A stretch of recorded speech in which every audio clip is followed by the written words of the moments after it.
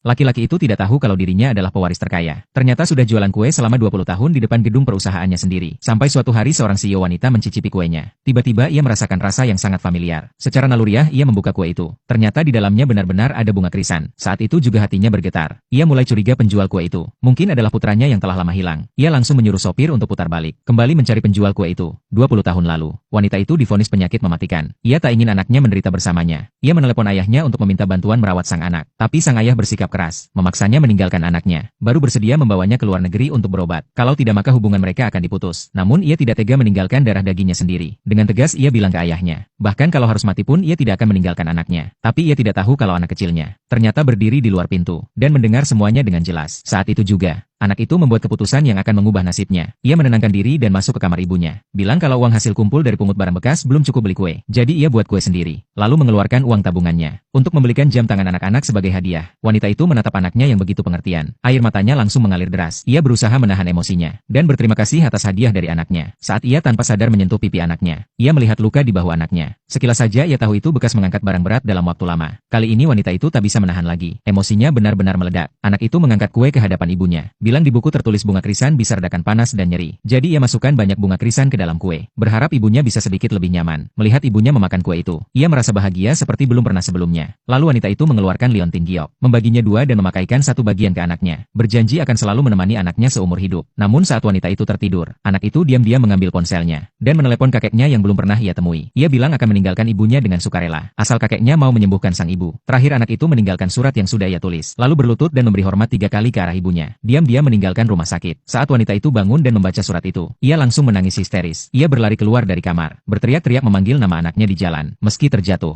ia tetap tidak berhenti berlari. Hingga akhirnya sang ayah datang dan memaksa membawa anak perempuannya kembali untuk diobati. Namun sejak perpisahan itu ibu dan anak tak bertemu selama 20 tahun. Wanita itu tak hanya berhasil sembuh, tapi juga membangun grup perusahaannya dengan bantuan ayahnya. Meski begitu ia tak pernah berhenti mencari anaknya. Ia memajang foto anaknya di layar besar perusahaan, menawarkan hadiah 1 miliar untuk menemukan keberadaan anaknya. Padahal tanpa ia tahu, anaknya bekerja di pabrik milik perusahaannya. Bahkan sudah punya pacar yang cantik. Ia bahkan menyerahkan paten hasil penelitiannya selama 5 tahun kepada pacarnya secara cuma-cuma. Tapi pacarnya yang licik tak pernah puas. Ia hanya mengincar uang 10 juta untuk mahar pernikahan. Setelah tahu uangnya sudah terkumpul 9 juta lebih, ia langsung mendesak untuk ditransfer dulu dan janji akan umumkan hubungan mereka di acara penghargaan. Tanpa ragu pria itu langsung mengirimkan uangnya. Lalu seperti biasa, memanfaatkan waktu istirahat siang, keluar dengan bahagia untuk jualan kue. Tanpa tahu, ia sedang dimanfaatkan oleh pacarnya sendiri. Sementara itu, CEO wanita menerima laporan paten dari pabrik. Saat melihat konsep desainnya ia langsung terpaku. Karena anaknya dulu pernah bilang, kalau besar nanti ingin buat alat pernapasan antibakteri. Ia segera membuka surat lama, dan terkejut menemukan lambang semanggi di surat itu. Sama persis dengan yang ada di dokumen paten.